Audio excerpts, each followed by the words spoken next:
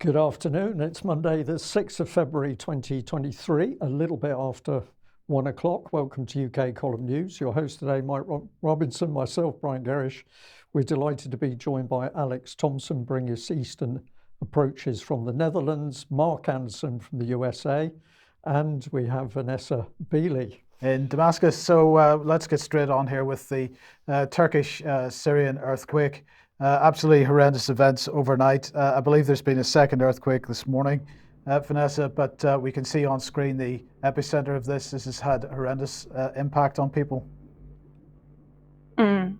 Basically at around 4 a.m. Can you hear me this time? Yes. Yes, we're good.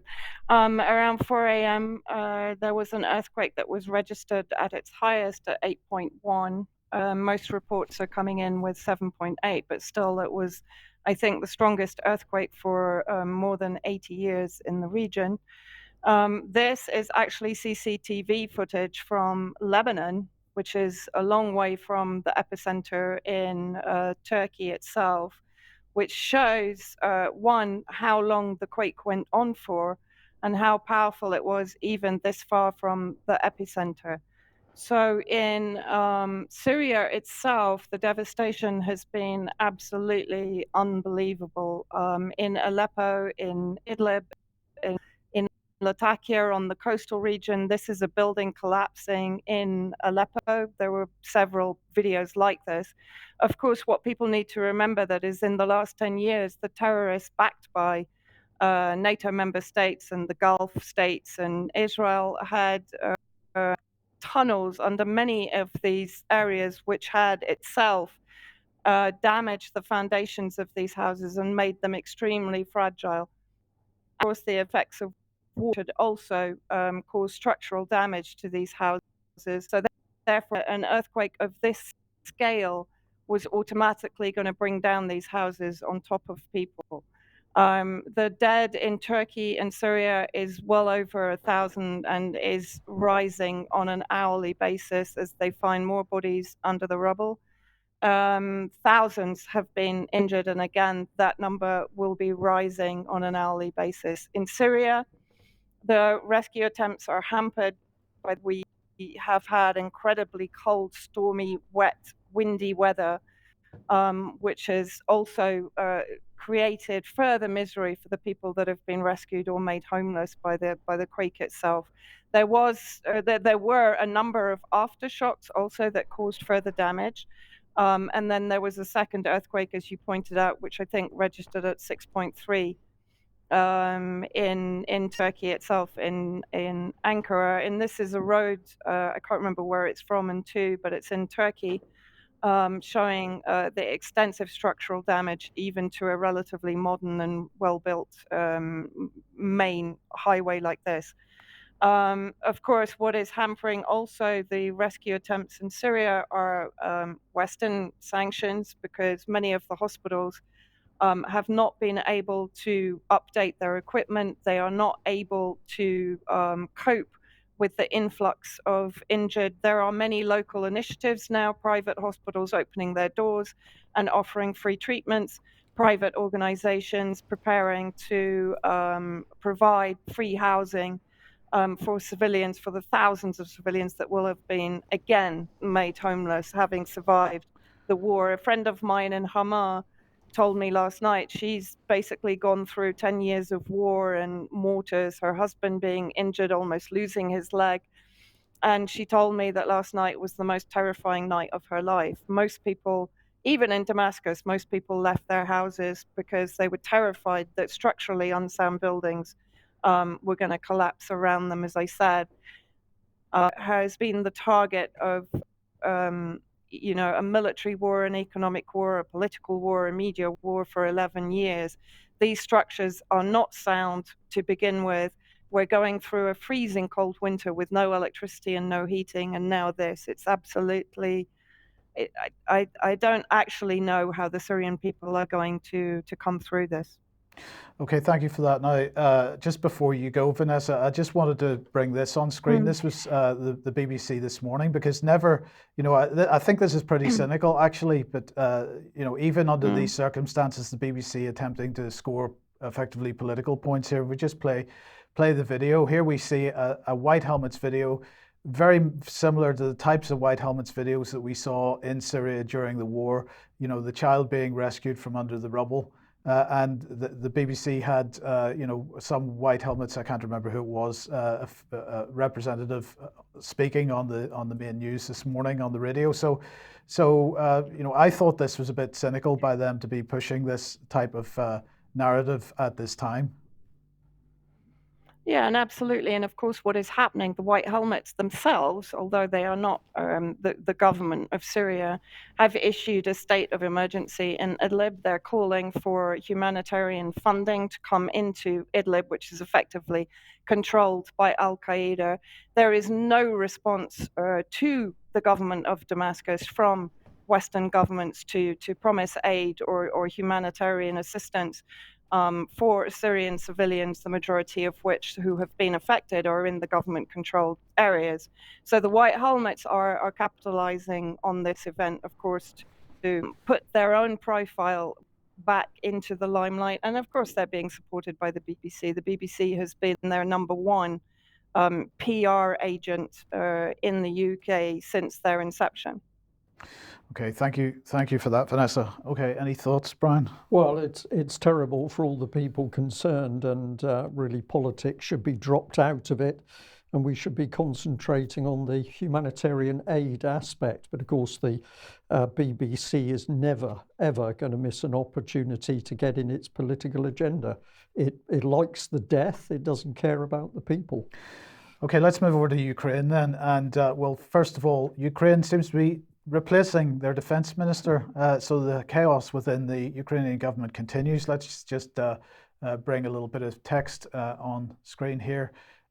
So the majority leader of the Ukrainian parliament said on Sunday that Kyrylo Budanov, who's currently the head of the Ukrainian intelligence services, I believe, is becoming the defense minister. And it's being done to strengthen military-industrial cooperation, which is absolutely logical, he said. What do you think about that?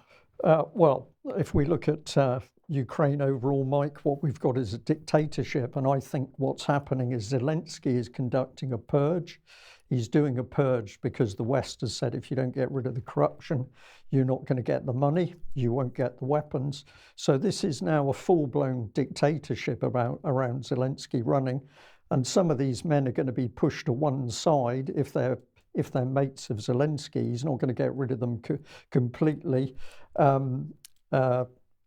Reznikov is going to move over, we believe, into justice. He's going to become Minister of Justice. So he's got to be pushed aside because he's also said one or two things that I think's upset Zelensky about the conduct of the war. But as we'll see in just a minute, it's becoming very clear what's happening. Have you got anything further on this one, Mike? Right, okay, let's bring on the man himself. Now, this goes back a couple of days ago. I've chosen the Kiev Post so that we can see what's actually being said in Ukraine as resignation rumours intensify. Well, it's all happened. Defence Minister pledges to help successor achieve victory of Ukraine. And this is the embedded headline from the Kiev Post. Ukraine's secret service exposes the embezzlement of funds allocated for food supply for defense forces. So how cynical do you have to, I mean, you've got troops, whoever they are, fighting and dying on the front line. And while they're on the front line, somebody is working behind to steal their supplies. And this is the nation state that the BBC runs through BBC Media Action, is helping run their state media, covering all of this up. It's an utter disgrace. And we should remember that it was well known, the corruption in Ukraine, before the war started, and yet the BBC still helped this regime put its propaganda machine in place. Utterly disgusting. But if we look at what Reznikov said, it's one person, the commander-in-chief, who decides whether I will be defense minister or not. So he's laid it bare. This is simply now a dictatorship around Zelensky. It's Zelensky who decides who stays and who goes. There's no other pretenses at a democracy. This is a vicious police state, supported, of course, by the BBC.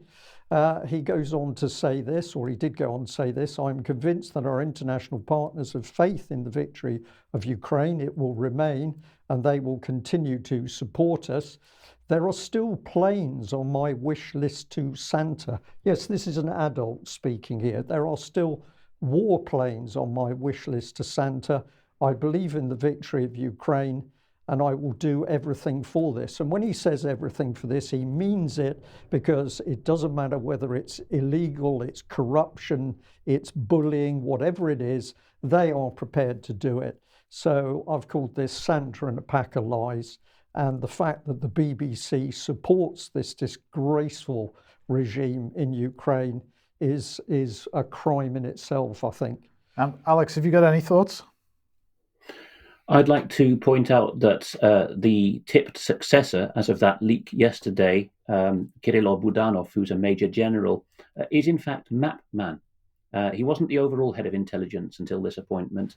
He was just the head of the military intelligence department, a notorious hard man. He's served his country in the front line since the beginning of the 2014 phase of the Russia-Ukraine war, been wounded in that capacity, but he's the man who, with a smouldering look on his face, as you'll remember from previous UK column news episodes, invited journalists in and showed them a map with a broad felt tip pen or Sharpie for our American listeners, marking out how Russia was going to be parceled up.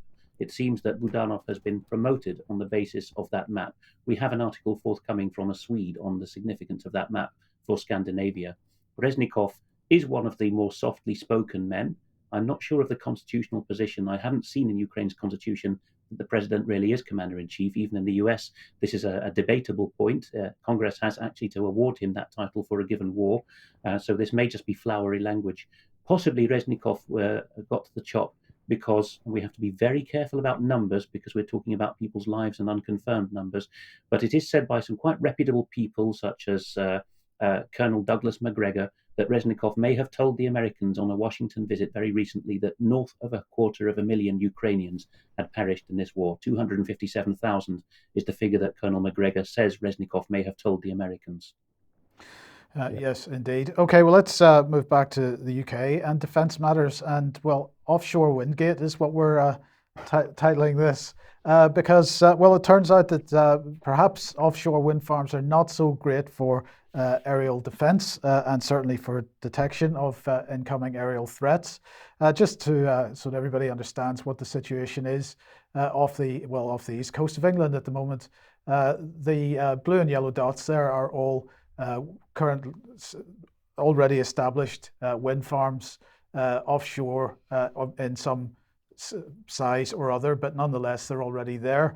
Now, of course, if you've got Brian, a spinning wind turbine and lots of them sitting in the middle of the ocean there, that has an effect on radar, and so the UK government is running a competition to try to mitigate the effects of this. So let's see what the government's saying. These offshore wind farm installations may adversely affect the quality of data obtained from the long-range primary surveillance radars, which are the backbones of the UK's air defence detection capability.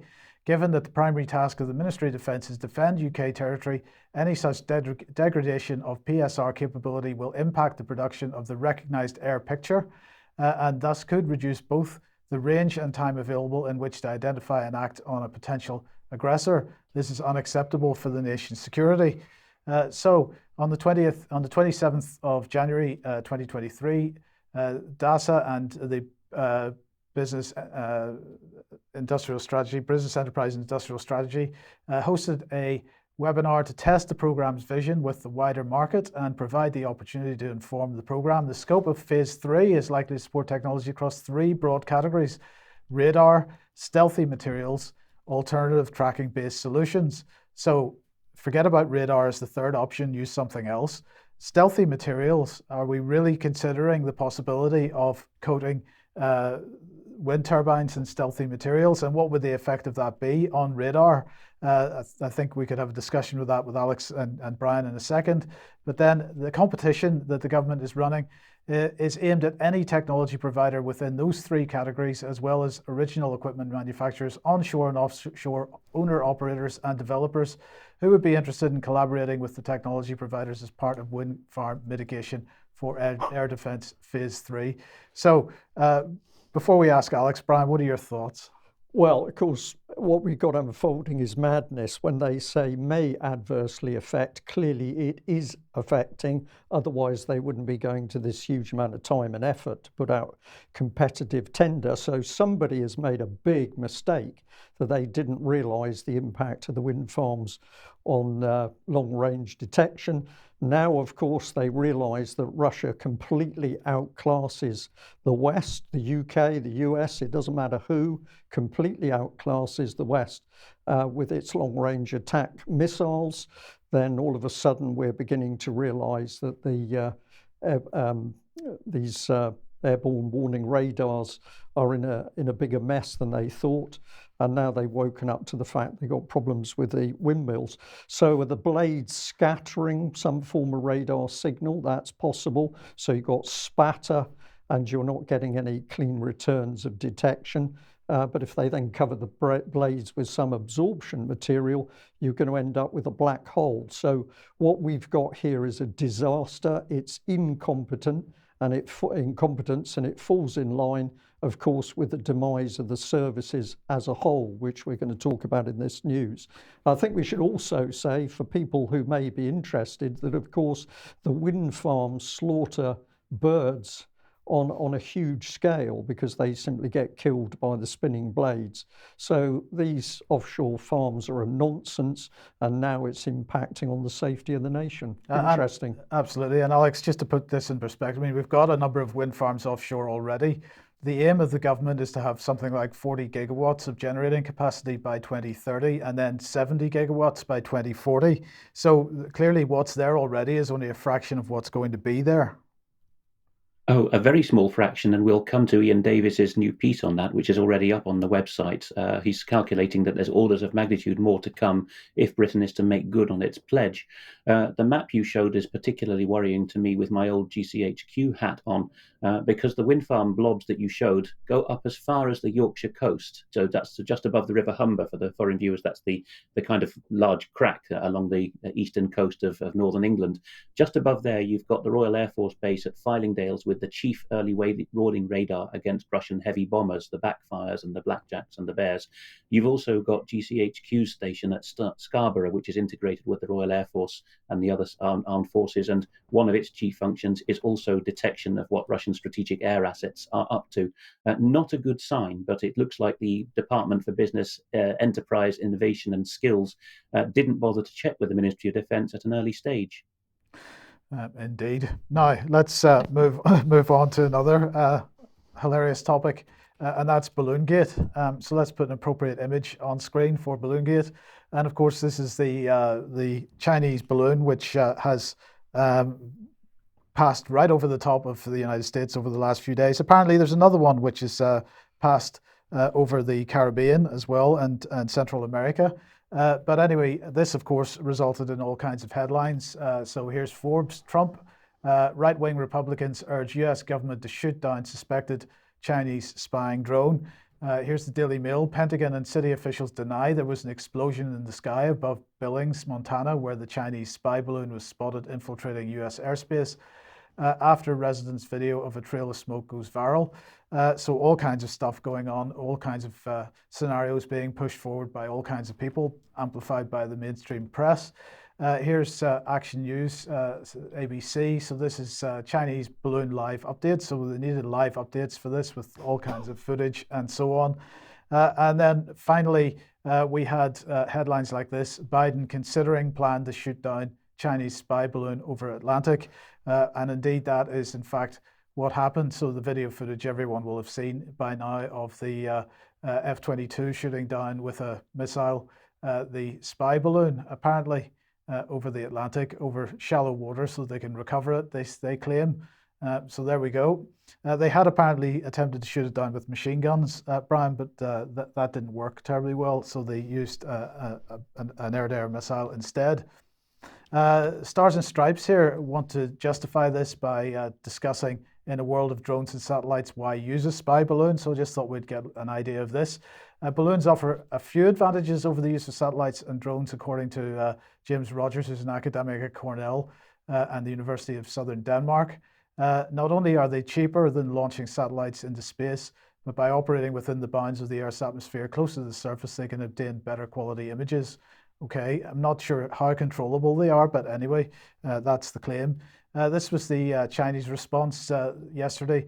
China clearly requested that the US properly handle the matter in a calm, professional, restrained manner. The US insisted on using force, clearly overreacting and seriously violating international practice. China will resolutely safeguard the legitimate rights and interests of the relevant enterprises. China reserves the right to make further necessary responses.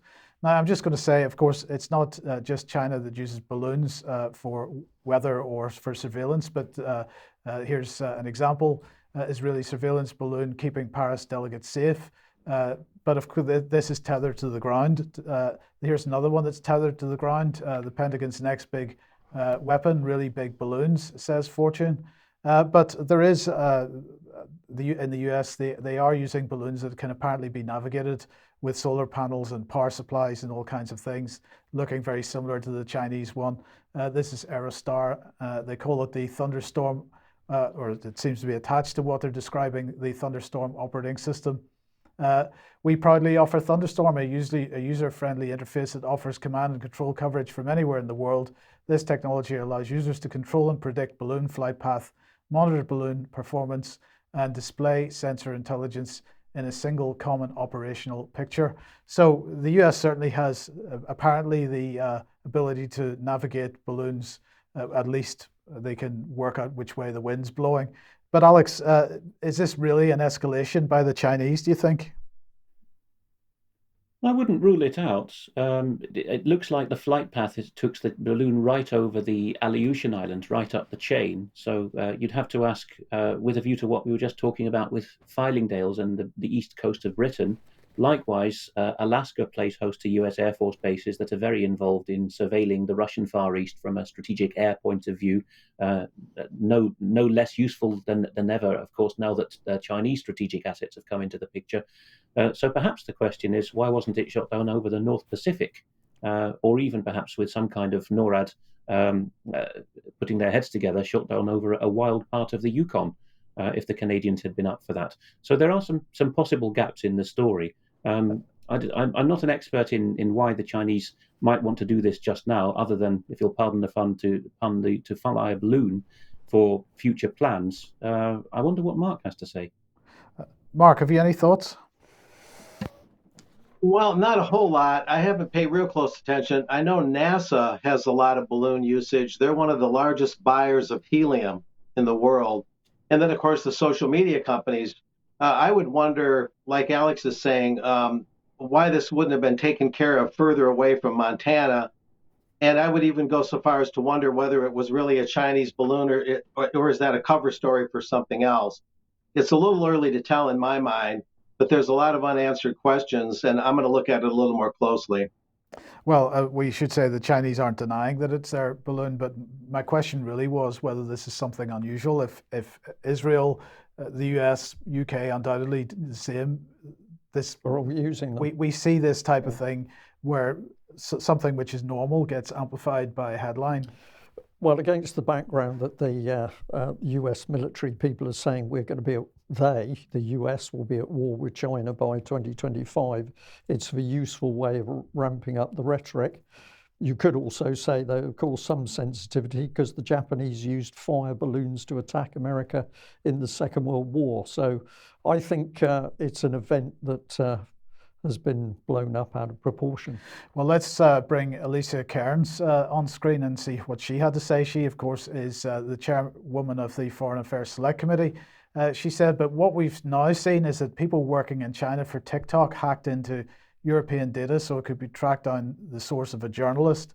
Because what TikTok does is it gives away the data that most of you think vulnerable, that makes you most vulnerable, who you're friends with, what are your interests, and what are the interests that you have or that you may not want publicly disclosed, who are you having private conversations with, the locations you go to. And so this is her response, Alex, to the Chinese balloon situation. And the first thing in my mind is, well, that equally applies to Facebook and to Twitter and to every other social media platform on the planet. And for her to use this quite so cynically in an attempt to ramp up anti-Chinese feeling, again, another one banging war drums. Yes, I wouldn't disagree with you there, Mike. Of course, Facebook, Google, the whole nest of them have been in and out of a revolving door to 10 Downing Street for years, as we've been covering, as have the staff gone on to make to get appointments, either going on from the tech companies to government or vice versa.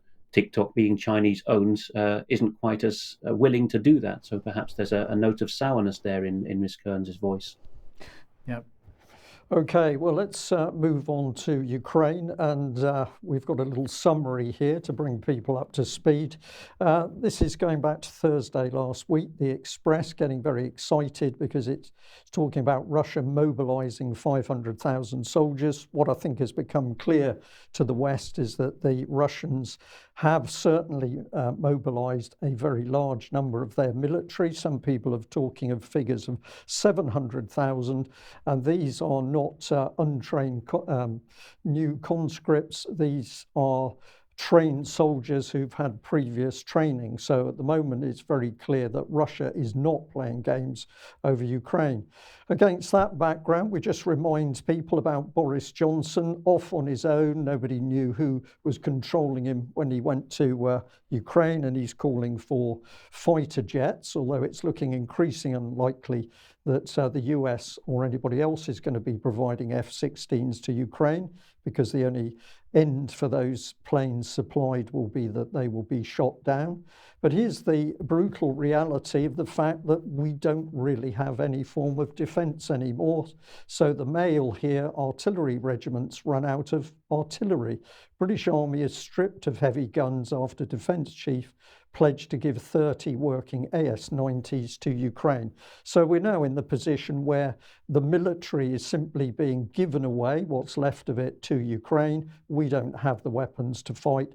And there is some pushback amongst senior military people, but I would say to them, most of you are the people that allowed the armed forces to be decimated over the previous 10, 15, 20 years. So it's all a bit late. But this is the reality. Meanwhile, what is the British Army excited about? Well, apparently mental health. There's no fighting going on, but apparently we've got huge problems with mental health in the armed forces. So the Ministry of Defence pushing out these tweets. And the other ongoing big issue is, never mind, we haven't got any more, we haven't got enough guns. We're desperately worried about the LGBTQ++ agenda, and can we keep up to date with that? So against that background, what's happening? Well, this is the big boast that came out over the last few days, that we've got 9 nations with no experience of the reality of war in Ukraine, training young Ukrainians for the slaughter. Come back to the Twitter posts of the Ministry of Defence. We've got Defence Secretary Ben Wallace with Australian Richard Marles, and they went to see Australian defence personnel who are apparently in UK training young soldiers. And of course, you've covered that on the news as well. So plenty of tweets coming about. Australia is the latest nation to join the UK-led training programme to train Ukrainian recruits on UK soil. Lots of glamour pictures, but this was the image that I really found offensive. Here are the mates wandering along the streets. If they were holding hands, they would, of course, completed the full LGBT agenda. But I wanted to put the real headline in. I just felt this is really what we should be talking about. What was the dialogue? Well, of course it wasn't, but so we gave these innocent young Ukrainians a few weeks basic training, and they're all slaughtered on the front a few weeks later. It's great fun, Richard, I must say. The cynicism of these two men parading, having fun while they send these young Ukrainians to their death, I find utterly appalling and offensive. And of course, they're smiling while they do it. So here's the Ministry of Defence in UK pushing out the propaganda as usual. And if we look down at the bottom of this intelligence update, it says, while multiple alternative cross-country supply routes remain available to Ukrainian forces, Bakhmut is increasingly isolated. So this is described as though the Russians are having great trouble dealing with the Ukrainians. But the reality is that Zelensky's poured thousands of Ukrainian troops into the strategic position of Bakhmut, and they have been killed in their thousands. And the city is effectively encircled by Russia, as we're going to see. So if we bring in this, the first thing to say is that the casualty rate for many of the units in Bakhmut is 80%. And of course, the majority of them dead by shelling, and a very large number of them young recruits supposedly trained by the UK. But if we have a look at Bakhmut and put it into context, the brown reddish area on the right of that picture is showing the area controlled by Russia and the advance to the west, the pinnacle there heading out to the northwest. And Bakhmut is effectively encircled. And the key thing which has happened over the last few days is that the Russians have now also taken control of the western highways into Bakhmut. And the thing for many people to remember is that to the west of these positions, the Ukrainian defense lines are much weaker, and there's been many cases of Ukrainian resistance crumbling over the last few days. So for the Ukrainians, a very serious situation. If we have a look at another map from social media, but very accurate, you can see how Russia is pushing in on all these areas. And Bakhmut in the center, the supply road, the M03, that's already been cut. And the supply road to the west, which we've just mentioned, that's also cut. And this just leaves one very minor supply road for the whole of the forces in Bakhmut. But that minor road is under artillery control of the Russians. And if we come in from a different direction and we look up to the northeast of Bakhmut, we can see that the Russian forces are now dealing with the heavily fortified area of Krasnogora. And from this position, the Russians are already moving up the line to the northeast to Zversk. So a lot of progress on the front, but this is all denied by UK's Ministry of Defence. Meanwhile, in Ukraine, what can we see? Well, of course, these teams are running around, grabbing, arresting, summonsing young men to fight on the front.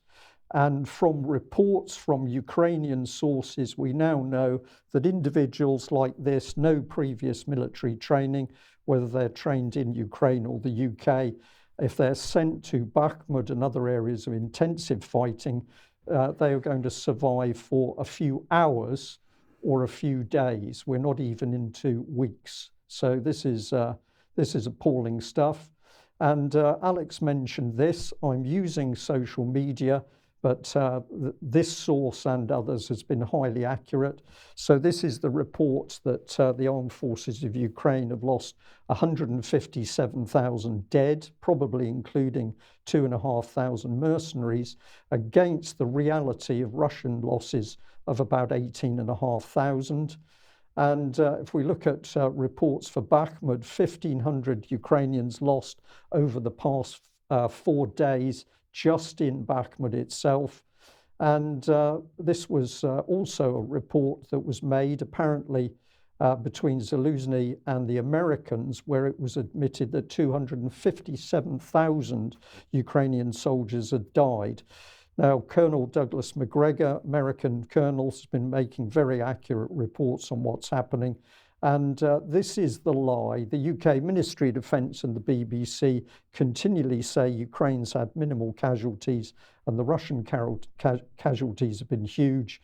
But the opposite is true. Ukraine's dead statistic is somewhere between 157,000 and 257,000. So if you grab a figure and you take 200,000, you're probably somewhere close.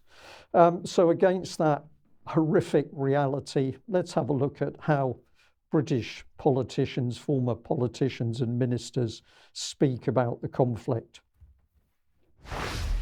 Just checking with you there, Sir Gerald, are you suggesting boots on the ground? I think that is something that we now have to consider, Kay. Yes, I do. I feel that certainly if you were to put a NATO force in there, that would be NATO versus Russia. But Russia is the guilty party here. Russia has invaded another sovereign state.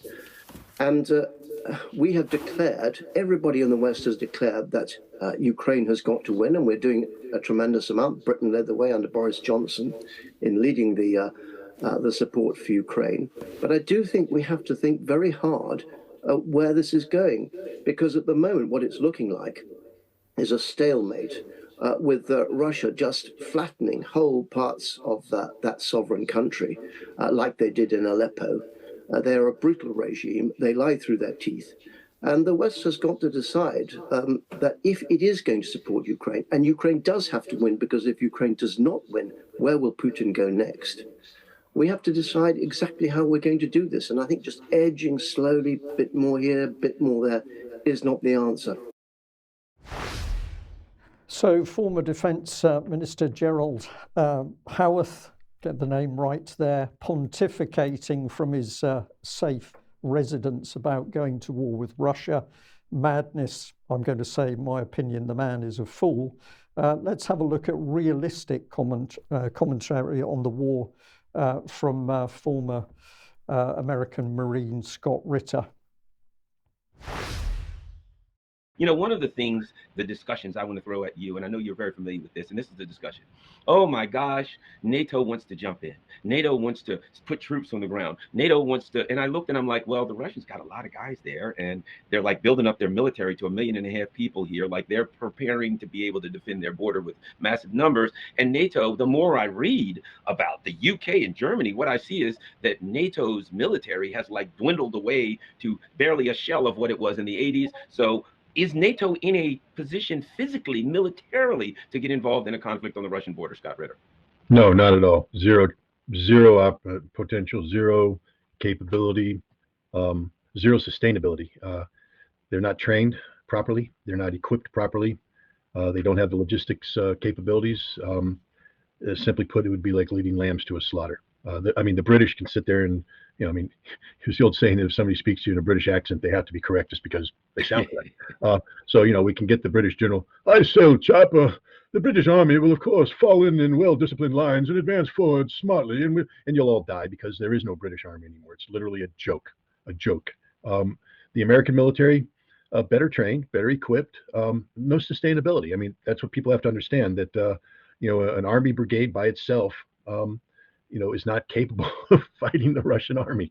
And the Russians have an army. This is not the 200,000 peacetime contingent that initiated the special military operation. We're nearly a year into this.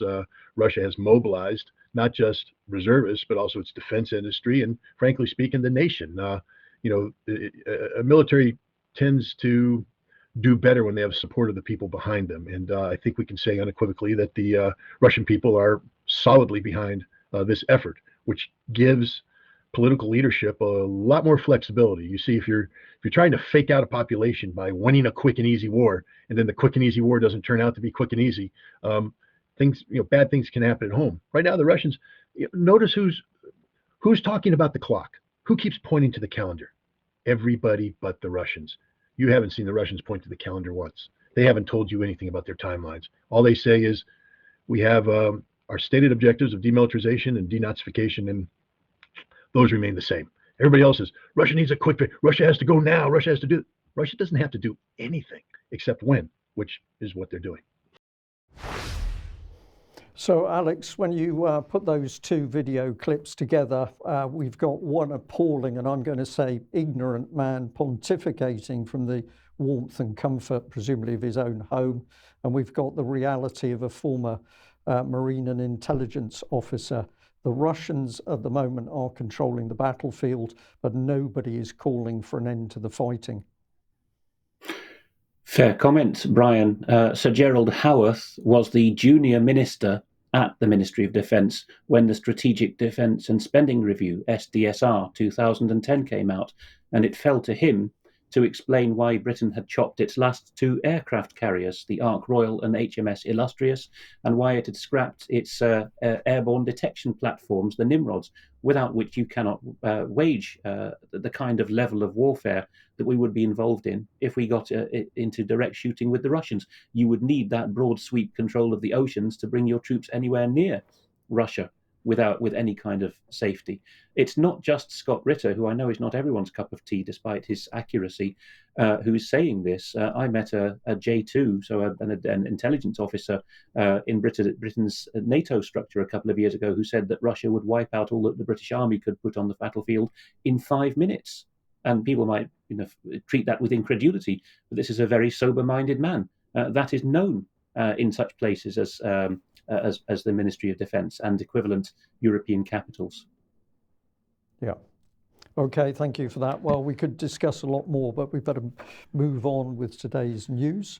Okay, if you like what the UK Column does, you'd like to support us, please head over to community.ukcolumn.org. And your membership would be very welcome. You'd be welcome in the community. But please do also share. You can pick something up at the UK Column shop. There's a slide interposed here. Well, I couldn't resist but to put this one in, because we had a little email from Jane who thanked us. You made our day, and this is because they were watching UK Column at home, and up came a tweet. I think, Alex, you picked this one up. So this is our viewers responding to the fact that we're picking up material that they're pushing out. So Jane and your husband from UK Column, well done. Keep at it. Well, do share as much as you possibly can. Now, Alex, a couple of mentions here. First of all, Mendip District Council.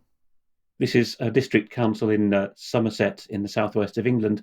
I do not know the case of Emma Shaw, but she has shared on social media, and it's noteworthy, from the 23rd of January, that she has been told by her local council that they have no duty to house her because, although she's a British citizen, they've done a balance of probability, which they call on the facts in local government assessment, and decided that she's not habitually resident in the British Isles or the Common Travel Area, which is Ireland and the other self-governing islands in the British Isles. It's odd, isn't it? Because people get to the top of the queue precisely because they've come from outside the British Isles to look for houses if they can claim refugee status. But denizens of Britain, which is, of course, what you remain if you're a citizen who leaves, they don't get that treatment. Let's move on also to something that's been spotted in the Western German state of Rhineland-Pfalz, the Palatinate historically. A third of Germans are continuing to refuse to notify the authorities of the value of their houses. Here in the Netherlands too, we have this tax on already mortgage-free or bought outright properties coming up, a property value tax as a way of obviously forcing people out of the homes they own outright. But the Germans, even in this wealthy and conservative part of the country, are saying no to this. And so that's been spotted in the local press. An Australian viewer writes that property duplicate titles in the state of Western Australia will become null and void in August this year. This is part of a trend that we see in England as well. Scotland already has had for centuries a register of properties, a continental style one, but title in common law is being abolished. I suspect the USA will be slower in this regard, and many states will hold out. But Australia, within the common law world, often leads the way in statutorily declaring things null and void from the past. All titles in Western Australia will be digital as of August this year, which of course means that with the click of a button, if you're a dissident, somebody who doesn't like you can make your title over to someone else. Alex, just before we move on, could I just ask you a question about that? Is it actually lawful for something which is established in common law to be overridden by statute in this way? No, it's often claimed that that is the case, but obviously not. And if you look at the first principles of common law, I know I'll get people peeved at me for saying that because it's taught in law schools that statutes can override common law, but that's not how our legal system was put together. And nobody waved a flag one day and said, henceforth, statutes override common law for all that it is taught. More on this is that it's going to become very expensive for homeowners. This is more of a Germany and EU issue than it has come to Britain yet. But if you own a badly insulated property, the Germans are much keener on this than Britain at the moment, you're going to have to modernize it, and it may cause you to lose your historic home. That's been reported by Der Spiegel. And if people want to find that, it's on YouTube. It'll be in the show notes on AI Financial. And the title of that video is 7 years until expropriation. EU draft law threatens property owners. Moving on to mentions of what we've got on our website. I trailed this a moment ago. Ian Davis has written a piece for us, which I filed under defense because it is about whether we're at war or not. It follows on from his recent article on sustainable development. He gets into the detail here of how Britain is still very much bound up with Rosatom, the Russian nuclear energy giant, and is intending to fund its green development or facilitate it through that. And that graphic, of course, is British, the British government's own 10-point green recovery plan. It is really a nonsense. Part 2 to follow. An engineer without a background in climatology asks some intelligent questions as well in a piece which is in the comments section towards the bottom of the homepage. This is Keith Meller. He's asking whether we have got climate and the so-called greenhouse gases, methane and carbon dioxide, back to front. He's looking at it through the lens of water vapor. Quite a complicated article, but he does his best to set it out for lay people as well. So I think that should be shared for discussion. He says several times he's not being categorical, but he's not convinced on the data that these gases act as greenhouse gases. Now, on to an interesting thing which has happened in the last couple of days, in fact, in the world of common law. There has been something of a breakthrough. Many people will know that Neil Oliver on GB News does a Saturday monologue every week. And this time, in fact, he also mentioned the forthcoming coronation of King Charles in May as the reason why he was going to talk about this now, and questioned at some point whether it was possible for Charles to swear the coronation oath while still allied with foreign powers, such as the World Economic Forum. But here he's talking about the place of juries and common law in the legal system. Let's have a couple of minutes play of this. Any government that empowers itself to write legislation and also to impose the punishment for breaching that legislation is a tyranny. Any people that submits to the idea that the government both makes the legislation and enforces it is a people living under a dictatorship. This power, this absolute power of the people, is wielded via the jury. Generations of people in this country have been miseducated into overlooking this power. But the undeniable fact is that every jury has the power to judge the very justice of the law.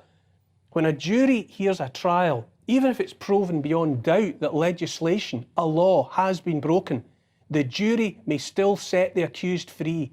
Indeed, if trial by jury is being exercised as defined by the Constitution, even one juror finding the accused not guilty must result in a not guilty verdict. If you listen to this and think the power of the jury is awesome, that is because it truly is. And that's why we must never allow any here today and gone tomorrow government to try and persuade us otherwise. Every day that passes when we allow our government and our judiciary to blind us to that awesome truth is another day closer to abject tyranny and to the rule of despots. I mentioned King Charles. If we do in fact live still in a constitutional monarchy, then the constitutional monarch must swear an oath to protect the rights of the people, not the rights of Parliament, not of the government, but the people against all comers. For more than 1,000 years, our constitutional monarchs, Queen Elizabeth II included, have sworn also to protect our national borders. Our democracy is founded upon the unquestioned, unchallenged sovereignty of the people. The monarch swears to protect our liberties without exception. If anyone tells you that our constitution, founded upon Magna Carta 1215, has been set aside or superseded, is simply and profoundly wrong. Here's the thing, and here's how we win the war. Either we live in a democracy in the form of a constitutional monarchy, or we don't. If we don't, then Parliament better at least have the decency to tell us so, and furthermore to explain when and how that happened. We are free people and sovereign. We're not granted that freedom by Parliament, but by the bedrock of our Constitution, indeed by the universe itself. That Constitution is much older than Magna Carta, which was only a 1215 restatement of what was already true and understood and made real by the much older common law. I've said this before and I'll keep saying it until the silence is overwhelmed and we begin the long task of remembering that we cannot be told what to do by government. Well done, Neil Oliver. And of course, he's been working up to this in his own study and his own rhetoric.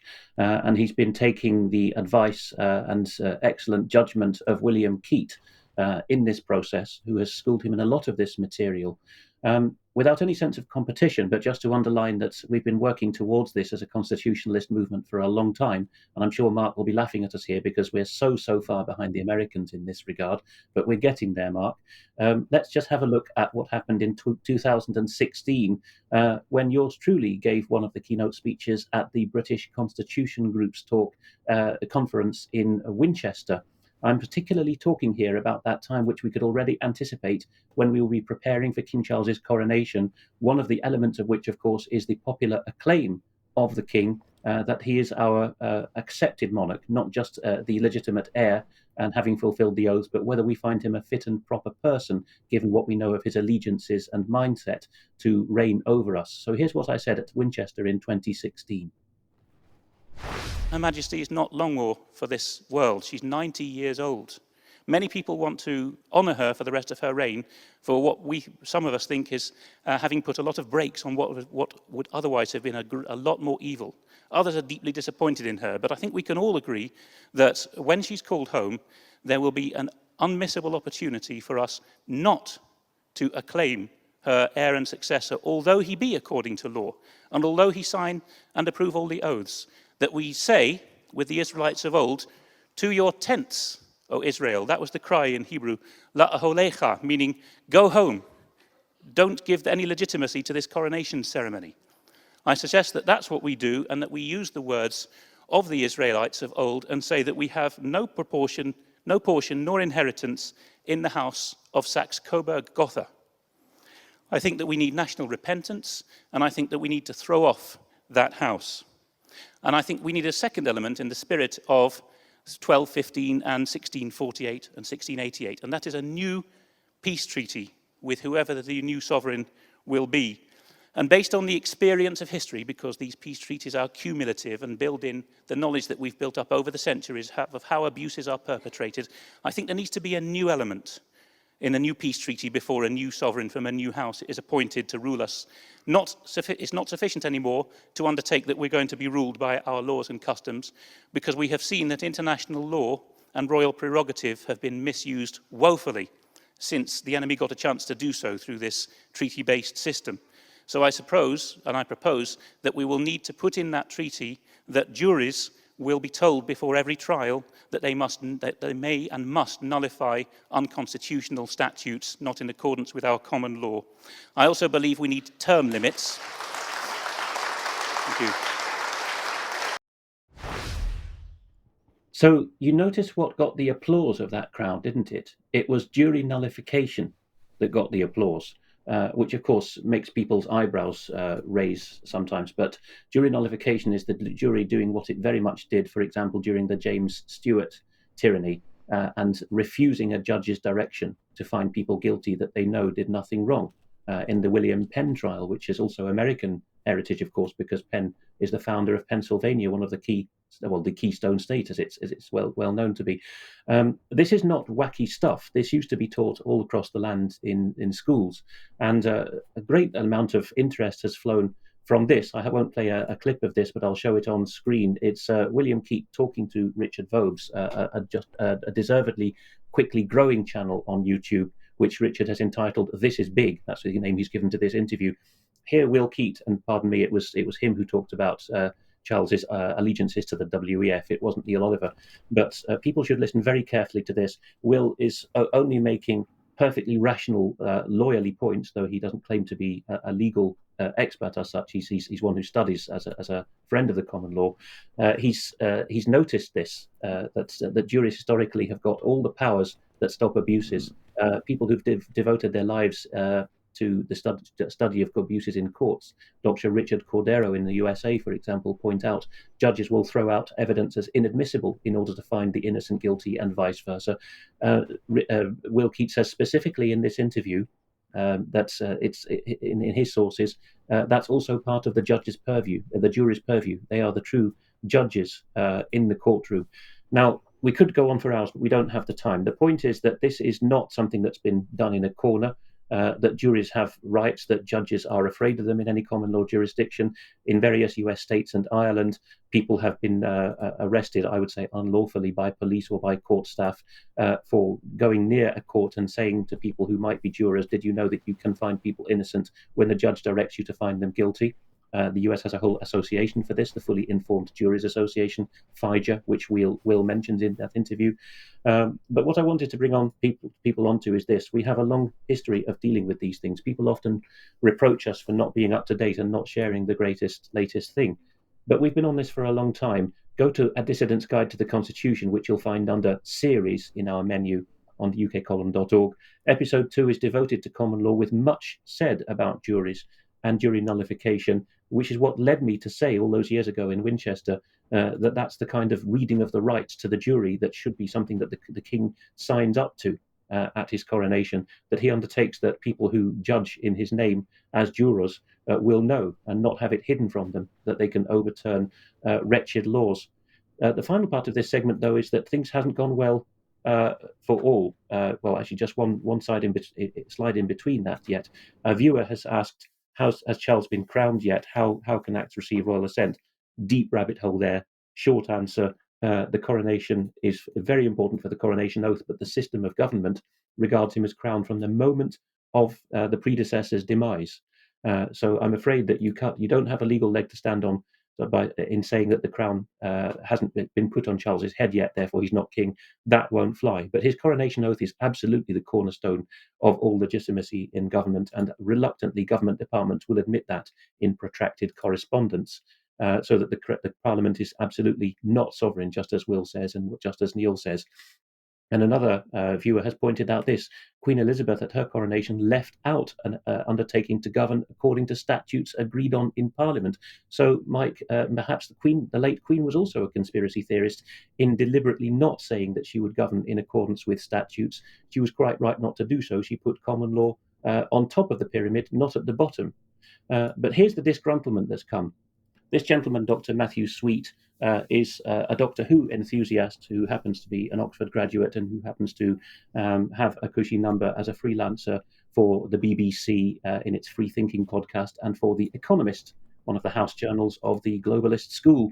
And here he is passive-aggressively calling the dogs of Ofcom on Will Keat and on Neil Oliver and on his broadcasting host, GB News, for what he calls a hoax text of anti-Semitic conspiracy theories. What is his evidence? That Will Keat came on and circulated so-called Rothschild conspiracy theories. I'll be interested in getting Vanessa on after these couple of slides, because she has also had nasty accusations of anti-Semitism slung at her in the past. So Will Keat can't come on because he writes for a website where someone mentioned Rothschild. That's interesting, isn't it? Here, says Dr. Sweet, is some stuff from the website in question. David Icke, how naughty, they let David Icke write for them. They quoted Colonel Vladimir Klitschko talking about problems with the COVID narrative, and that allows him to use scare quotes around the phrase constitutional expert when talking about Will Keat. Further down the chain, here he is telling Will Keat off for talking about the Rhodes-Milner Group, the Council on Foreign Relations, Mark's long-term reporting beat, the Royal Institute of International Affairs, or Chatham House. Very naughty of Will, apparently. This is all anti-Semitism.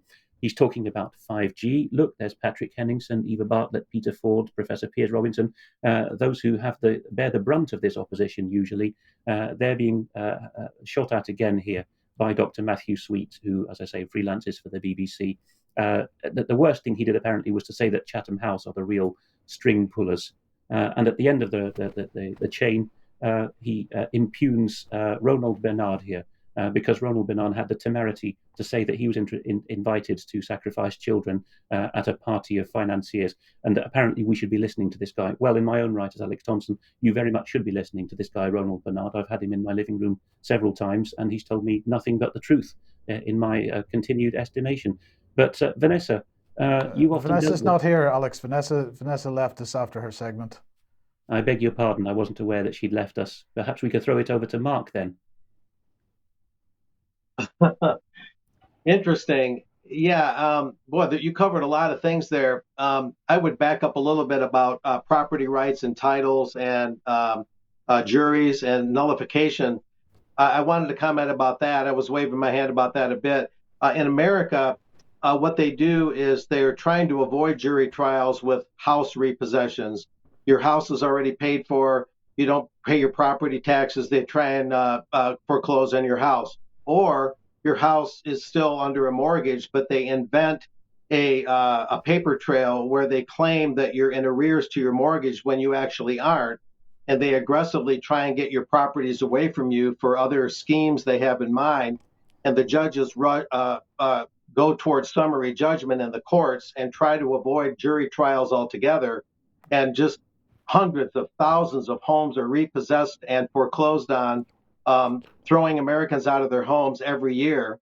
As the courts and the media are all corrupted, as they avoid juries altogether, they go for summary judgment. In many ways, they do it unlawfully. And so there's a huge repo foreclosure racket going on in the United States where they even invent the paperwork in a fraudulent way. And they use digital scanning to scan people's signatures and put people's signatures on documents where they never signed it. And it's a huge racket that I've been studying off and on with a guy named Mickey Paletta in Pennsylvania, and looking at how paperwork is fraudulently generated, how debts are fraudulently created or expanded, and how this whole racket works. So much could be said, but avoiding juries and going for summary judgment and just oodles of fraud is the name of the game. Yeah. Okay, look, Alex, we've got to move on, I'm afraid, but thank you very much for that, Mark. Now, we're going to move on to vaccines, and just before we go back to Mark, I just wanted to mention, for those that didn't notice, we were talking about this role that had been advertised by the UK Health Security Agency. We were talking about this on Friday's news programme, Vaccine Supply Operations Lead. Well, no sooner was that discussed than the job was withdrawn. So at this point, we have no idea why the job was withdrawn. The UK HSA still hasn't replied to my request for comment, and well, I would be surprised if they do, but let's wait and see if they do. But where does that take us? I think Alex has just got a couple where we're leading into more coverage on vaccines, but I think this Newsweek one is yours, Alex. Is that correct? It is, and I know we're upping the tempo at this point in the news. I'll just put on the record then that Newsweek has carried an opinion piece by a medical student. It's time that for the scientific community to admit we were wrong about COVID and it cost lives. And through an error in my slide, I don't have the author's name to hand, but it will be in the show notes. This is the conclusion of it. Perhaps if I, here we are, Kevin Bass is the student in question. And he writes that we did not properly appreciate that preferences determine how scientific expertise is used. We made science a team sport. That made it no longer science. It became us versus them. And they, that's the public, responded the only way anyone might expect them to, by resisting. Our emotional response and our ingrained partisanship prevented us from seeing the full impact of our actions on the people we are supposed to serve. And a final piece from him: we crafted policy for the people without consulting them. If our public health officials had led with less hubris, the course of the pandemic in the United States might have had a very different outcome with far fewer lost lives. Newsweek is seeing fit to publish this by a medical student, a hopeful sign. Yes, and Mark, that brings us on then to Dr. Albert Bourla. Yes, he spoke in Chicago this past Thursday, February 2nd. The Economic Club of Chicago, along with the Chicago Council on Global Affairs and many other think tanks and groups, I'm constantly monitoring them. And they had the illustrious Mr. Bourla speak. He noted he was raised in a Jewish minority family in Greece, and he's trained as a veterinarian, he noted. He told a moderator, and he worked in a Pfizer veterinary wing for a while before moving up the ladder. Before we get on to some video clips that I understand we'll probably be showing, there he is addressing the Economic Club of Chicago the 2nd of February. Here's a little bit of his philosophy, his worldview. He said the link between a healthy citizenry and a healthy economy is vital, something really important to point out. And yes, the business community should be actively engaged, quote unquote. And companies such as Pfizer need to provide a healthy environment for their employees and to reach out beyond their workplace and invest in our communities, quote unquote. And what we decide will have consequences for generations to come, quote unquote. And he went on to say that his favorite philosopher is Aristotle, and that health is a matter of choice, quote unquote. That quote was attributed to Aristotle. And then he went on to say, Mr. Borla, in that spirit, I think we have a choice to make. The business community can decide that someone else should worry about public health, and we can ignore the indisputable link between public health and prosperity. And he mentioned that American exceptionalism across industries is a goal of his company, providing health care and a healthy environment for their workforce and the greater community. In other words, all the people in the world. Or he said, we can accept and indeed welcome the corporate responsibility that we have as employers to be forces for good in the workplace and in society by focusing on the critical issue of public health. And we need to use our position as employers to provide a healthy environment for our employees and invest in our communities, as I noted. And he went on to add, I believe we are at an inflection point in society that will have consequences for generations to come. So with all due respect to Aristotle, I don't think there's a choice, really, he went on to say, whether big business or small, or pharmaceutical companies, or banks, or universities, manufacturers, even nonprofits, we are all somehow in the healthcare biz, he said. Every one of us who employs people can make a difference. And this gives you a little bit of his outlook on things. I'll add a little bit more, because without robust public health, there cannot be the economic opportunity a country needs to maintain its position in the world. People cannot produce if they cannot work. So a lot of this is tied to his idea of the work state, the idea of that the main goal of public health is to have a productive workforce. It's very much siloed in that area. And he went on to cite some statistics. The IMF global GDP dropped by 3.9% from 2019 to 2020. That's a pretty huge change, he said. And that's pretty much his outlook on things. I'm just kind of going through this. I think from here we can listen to the video clips, and it will round out the table I just got done setting on his comments. While 50% is determined by social and economic factors on a person's physical environment where they live. Or to say it differently, your zip code is a better predictor of your health than your genetic code. This is why the effort to ensure good health must go beyond the walls of a workplace. For companies, it starts there, of course, in the workplace, but it must expand to include partnerships with public health departments to share and deliver accurate information, tools, resources people need, and to take a good, hard look at where there are gaps in healthcare delivery and how we can work together to close them. That requires all of us in the private sector to think differently.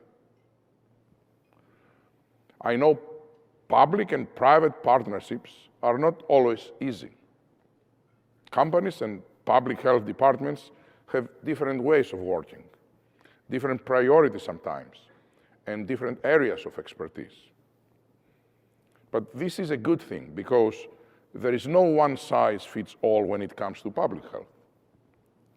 We can learn from each other as long as we remember that we are fighting the same enemy. And I have found throughout my life that there is nothing more unifying than a common enemy. That's why grandparents and grandchildren get along so well.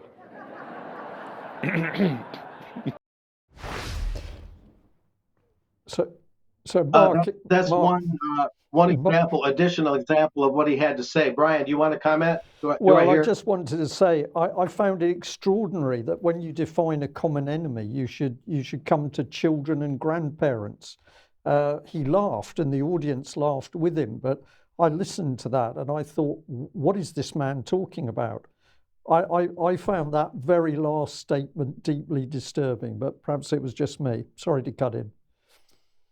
No, that's okay. Well, you can see his corporate worldview that they believe, the corporations, that they have this larger role to play beyond their own corporate entity, and they want to reach out, have public partnerships, public-private partnerships, and they believe that they're mandated in a way. He sees himself as this visionary that reaches beyond the confines of Pfizer and their own workforce and reaches out to greater humanity and says, it's good for business to be productive. We want prosperity. We want American exceptionalism across industries. Therefore, we need good health.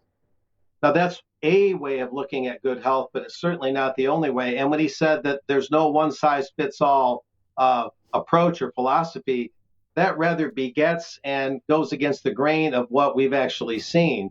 We've seen a one-size-fits-all do the vax and don't do much else. Take the vax jab, don't do much else during the whole time of the COVIDocracy. He also spoke to CBS News Face the Nation in March of 2022, and he was asked some fairly good questions considering it was Orthodox press. And he was saying that no matter what supplements we might have, no matter what therapeutics we might have, we've got to have vaccines. That's the centerpiece. That's got to be the way it is. And yes, children need these. I know that the state of Florida, didn't think that young children needed the vaccines, but Albert Bourla believe that's wrong. So actually, he has taken more or less a one-size-fits-all approach, kind of relegating everything else to a secondary or supplemental category. But I don't know if you wanted to show another video clip, or was that the only one you're going to show? No, I got the second one here. I think we should play it because you get a deeper insight into this man as he chuckles at his own joke. It's you guys' call. Go ahead if you want to do that. Let's roll it. Companies are already engaging. Bank of America, for example, recently partnered with the American Heart Association, American Diabetes Association, American Cancer Society, and the University of Michigan School of Public Health to launch an initiative to advance health outcomes to Black, Hispanic, Latino, Asian American, and Native American communities in 11 cities, including Chicago. Partnerships with public health entities unlock opportunities for not only employees, but for communities as a whole. And that ultimately is the key to a healthy economy. The good news is that this all takes place against a backdrop of an exciting scientific renaissance driven by previously unimaginable advancements in biology that we are having right now and technology that will come together to produce solutions of great scale. With a strengthening innovation ecosystem, we expect a dramatic impact on human health, where we can hopefully cure many currently incurable conditions, transform others into manageable chronic diseases, and be better prepared for future pandemics.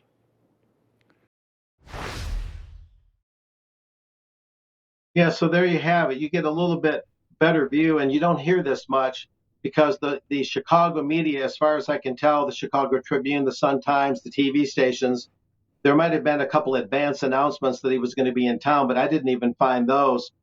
It was hard enough just to find the YouTube presentation on this, but there was no media coverage. So it looks like UK Column is virtually alone in even reporting on this and giving an objective view of this man's outlook on things. He's making it sound pretty rosy. He's not talking about the trials that were carried out at Stanford on very young children and a lot of the problems that reportedly arose out of those trials for the vax, and all the myriad yellow card data and VAERS data that's been posted on adverse reactions and deaths that evidently have been linked to the vaccines, at least in some cases. He's making it sound all very innovative, all very optimistic, and but it just gives you an idea that Bank of America and entities like that are no longer siloed, as the globalists like to say, that they don't have these siloed functions. They don't have their specialized functions as much as they now collaborate, public-private partnerships. Some call this the real definition of fascism, when government and big corporations collaborate like this and collude. And so it just gives you a view that you don't hear very often of where Borla's mind is at on all this. Yeah. And viewers can make up their own mind what they think of it, but it raises a lot of questions and it gives us a lot of insights. So, yeah, Mark, thank you very much for that. I know that you've some other material to do with health, which we had lined up for today's news. I'm sorry, we're going to have to hold that because we're just about out of time. But thank you very much for bringing those clips to us. It's fascinating to see what is in the mind of that man. And many people in the the chat box for UK Column have picked up on my reaction to him talking about the grandparents, and they said, well, of course, what this man wants to do is break the bond between the parents and the children, the grandparents and the children, so anybody can be coming along and saying the child is going to be vaccinated, and that's what happens because there's nobody to protect the child. Let's leave it there. We'll come on to a little bit of the health stuff in extra time. Yeah, but, Alex, just one final slide here. Yes, and finally, we leave you with late breaking news that a German spy balloon has been detected over China. For those listening in audio only, it's a hot air balloon in the shape of a giant tankard of German beer. From Munich, no doubt. But that would be the place, which of course is the base of the BND2, or used to be. Of course, that style of beer glass, Alex, has very thick glass, and I would imagine that the American missiles will be bouncing off, possibly. Possibly. Anyway. We'll leave it there. I think we should. Thank you very much to everybody for joining us, wherever you are in the world. Big thank you for everybody who is supporting the UK Column. Our intention in 2023 is to grow and expand, and we will be telling you more about that in due course. Thanks for joining us. Bye-bye. Bye-bye.